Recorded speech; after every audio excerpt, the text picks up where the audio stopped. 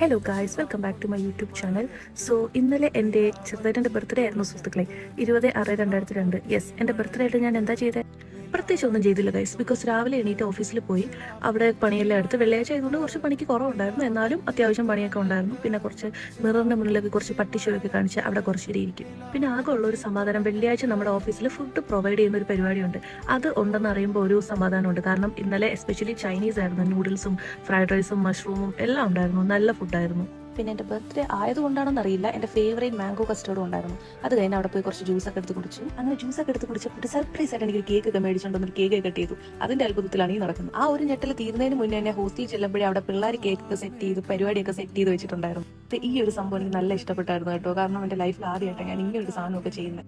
രാവിലെ കുറച്ച് ഷോകായിട്ടായിരുന്നു എൻ്റെ ബർത്ത്ഡേ ഒക്കെ തുടങ്ങിയത്. എനിക്ക് ആരുമില്ല, വീട്ടുകാരും കൂട്ടുകാരും എല്ലാം പല വഴിക്കായി എന്നുള്ള ചിന്തയൊക്കെ ഉണ്ടായിരുന്നു. പക്ഷെ വൈകിട്ടായപ്പോഴേക്കും എല്ലാവരും കൂടി അതങ്ങ് സെറ്റാക്കി തന്നു. Thank you all.